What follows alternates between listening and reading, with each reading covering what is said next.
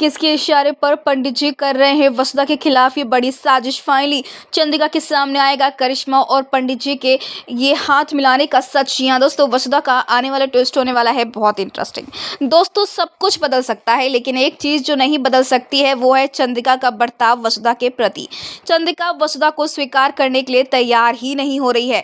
जी हाँ, यहाँ पर उसे डर है कि कहीं वो अपने पति को ना खो दे, और एक बार तो संकट टल चुका है, इसलिए टला यहाँ पर क्योंकि उन्होंने वसुधा को बहू के रूप में स्वीकार नहीं किया था, लेकिन स्वीकार करने की यहाँ पर प्रक्रिया शुरू हो चुकी थी।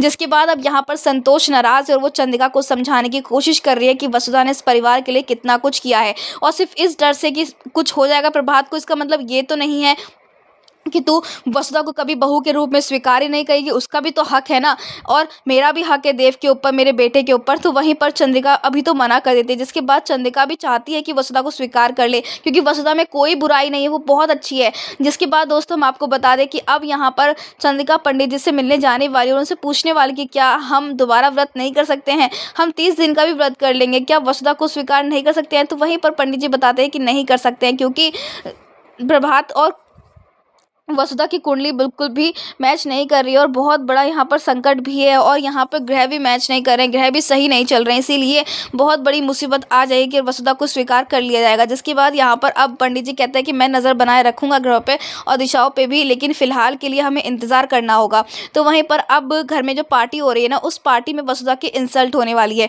अब जब भी पार्टी होती है भाई, घर के नौकरों की तो इंसल्ट होती है कहीं ना कहीं से, उन्हें कहाँ अच्छे से बात करते हैं मेहमान लोग। तो यहाँ पर अब जो है अचानक से कांच टूट जाएगा। तो यहाँ पर अब एक जो लेडी होने वाली है ना, एक लड़की होने वाली, वसुधा से कहने वाली साफ करने के लिए। तो वही संतोष को गुस्सा आएगा, वो कहेगी तुझे पता है किसको कह रही है, इस घर की बहू को। जी हाँ, यहाँ पर देव कहने वाला है कि शी इज माई वाइफ। और अब यहाँ पर दोस्तों इंसल्ट तो भाई वसुधा की होती है, लेकिन अगर देखा जाए तो अगर वसुधा की इंसल्ट हो रही है तो कहीं ना कहीं उसके पति की भी इंसल्ट हो रही है, क्योंकि पत्नी की बेइज्जती पति की भी तो बेइज्जती होती है ना।